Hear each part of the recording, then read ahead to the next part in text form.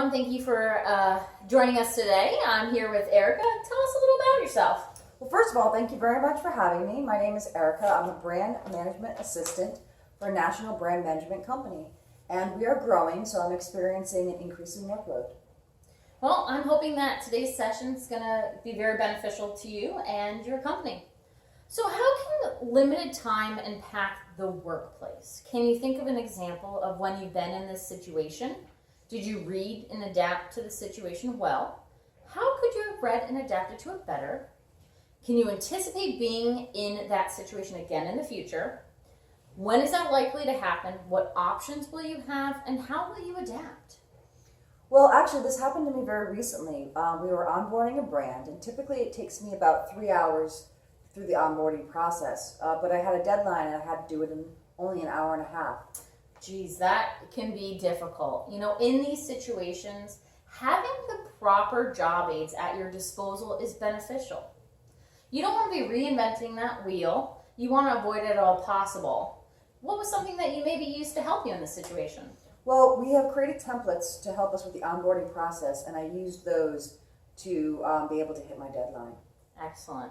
You know, possessing the critical thinking and problem-solving skills, will also help you to anticipate recurring problems. Once you also complete a project, you should look at doing an after-action review. This will allow you to see where things went well and some areas that might need improvement for the next time. And as you stated, templates are a great way when you're faced with limited time conditions. So how can too much work impact the workplace? Can you think of an example of when you've been in that situation? Did you read and adapt to the situation well? How could you have read and adapted to it better? Can you anticipate being in that situation again in the future? When is that likely to happen? What options will you have? And how will you adapt? Oh my, yes. We tend to have an increase in workload, particularly at the end of each quarter.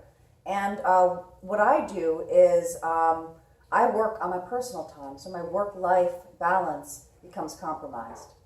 That's a hard thing to balance, the work life. It's interesting because pressure can also actually be a motivator. The problem is when that pressure is too large, it leads to stress. In those cases, stress is usually caused by poor work systems. And as you stated, companies can go faster than their systems can handle. If the design isn't thought out well, those extra stressors could be present. For instance, you might encounter a case where you are assigned a project. Unfortunately, due to system limitations, you are unable to access required materials to complete that project. This can definitely add additional stress to a situation that's already stressful. Moreover, anytime you have a lack of support from managers and colleagues, that can also elevate the stress level. In these cases, you need to pause, take a break, and breathe. Going back to that breath, it helps you calm down. It helps normalize your level of cortisol, which is the stress hormone.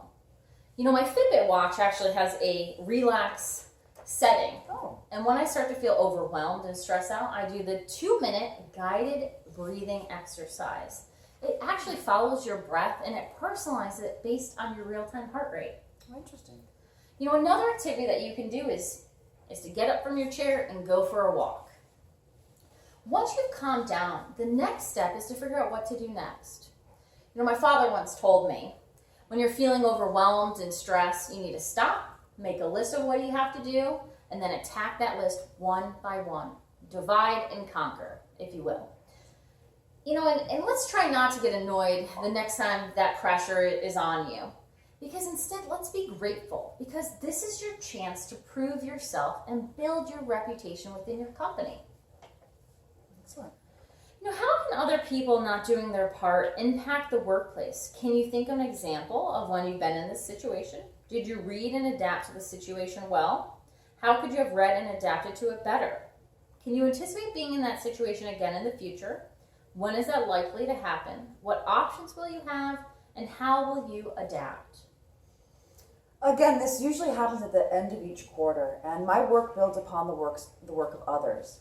So if there's a bottleneck or someone hasn't done their work yet, it creates a challenge for me to get my reports done on time. I can understand that.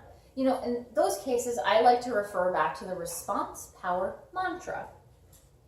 This mantra is something that I learned from Bridging the Soft Skills Gap, written by Bruce Taligan. Basically, you need to stop and ask yourself these questions. What's within my control? What is outside of my control? What are my options and my next steps? And where will I focus my attention and energy? Following this mantra every step of the way is how you're going to increase your response power in any situation. Now, there will be times when there's nothing you can do. And in these cases, when there's nothing that you can do, you need to focus on something you can do. Well, we're at the last question for today, and that question is, how can conflict between and among employees impact the workplace? Can you think of an example of when you've been in this situation? Did you read and adapt to the situation well? How could you have read and adapted to it better? Can you anticipate being in that situation again in the future? When is that likely to happen? What options will you have, and how will you adapt? Well, I work remotely, so a lot of our communication is through email, and sometimes it gets lost in communication, some of the things that are going on. So one issue can arise into an email chain of 45 plus emails. So one of the things that I've learned to do is stop typing and start Skyping. Excellent. You know, people don't want to work in an environment that's full of conflict. Let's be real. Tension is a lot higher, citizenship is missing, and people, you know, there's unnecessary arguments that happen, and it is a waste of time and money. So according to Taligan, you know, the number one cause of unnecessary problems, great and small, in the workplace is poor communication. Consequently, poor people skills will always hold you back. So the first step is to pay close attention to the signals with whom we're communicating with. Are they an inductive thinker or a deductive thinker? Inductive thinkers want the details first and the main point second, while the deductive thinker wants the main point first and all the details second. Next, you want to observe their tone, their expressions, their gestures, and you need to modify accordingly. You know, some people can't compartmentalize, and if you're better at it, you need to be more empathetic with those people. You always want to exhibit respect, kindness, and good manners towards others. You never want to sink to the level of other people if they're in that situation. You need to build your reputation not only for doing great work every day, but doing it with a smile on your face. Well, thank you so much, Erica, for attending this session. I had a wonderful time speaking with you. Thank you. This has been very educational. I appreciate your time. Have a fantastic day.